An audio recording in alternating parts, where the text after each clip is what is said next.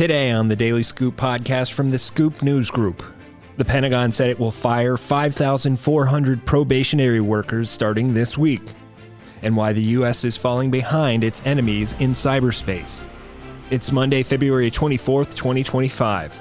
Welcome to the Daily Scoop podcast, where you'll hear the latest news and trends facing government leaders. I'm the host of the Daily Scoop podcast, Billy Mitchell. Thanks so much for joining me. Now let's get to today's top headlines. The Pentagon is set to begin the termination of thousands of select probationary employees in the coming days as part of the Trump administration's unfolding campaign to maximize efficiency by rapidly reducing the size of the federal workforce.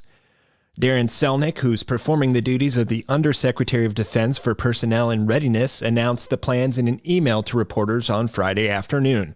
Selnick said in the email that about 5,400 probationary workers will be released starting this week as part of an initial effort, after which the DoD will implement a hiring freeze to conduct a further analysis of personnel needs. Selnick confirmed that the DoD is anticipating that it will shrink its civilian workforce somewhere between 5 and 8% in an effort to, quote, produce efficiencies and refocus the department's priorities to match those of President Donald Trump's new administration. In the process, Selnick stated, the Defense Department will treat workers with dignity and respect. The announcement comes as questions and news reports swirled last week about the Trump administration's vision for potential major staff and budget changes and how it will impact the military and civilian workforce. According to an official agency financial report for 2023, the Department of Defense had a total of more than 778,000 civilian employees. Generally, in the U.S. government, probationary employees refer to new hires, as well as any officials who recently moved or were promoted into new positions. In other news, the former head of U.S. Cyber Command and the National Security Agency said Saturday that the United States is falling, quote, increasingly behind its adversaries in cyberspace. Speaking at the DistrictCon cybersecurity conference in Washington, D.C., retired General Paul Nakasone said that the nation's adversaries are continuing to be able to broaden the spectrum of what they're able to do.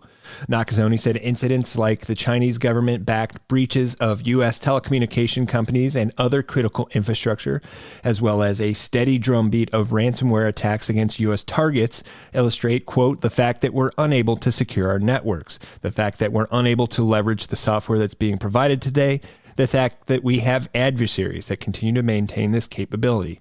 Nakasone, who led NSA and CYBERCOM from 2018 until early last year and is now founding director of Vanderbilt University's Institute of National Security, said he fears the threats of the future are only going to get more dangerous. He added that the nation is starting to experience the, quote, bleed from the non-kinetic to the kinetic for cyber operations, referring to actual physical damage from cyber attacks.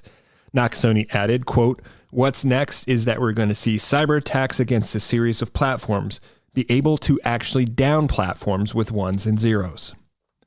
For other news at the intersection of the federal government and technology, make sure to visit fedscoop.com. The Daily Scoop podcast is available on all podcast platforms. If you've already rated the podcast on your platform of choice, thanks so much. High ratings and good reviews of the show help more people find it. The Daily Scoop podcast is a production of the Scoop News Group in Washington, D.C. Adam Butler and Carlin Fisher help put the show together, and the entire Scoop News Group team contributes. We'll be back next week with brand new episodes. Until then, I'm your host, Billy Mitchell. Thanks so much for listening.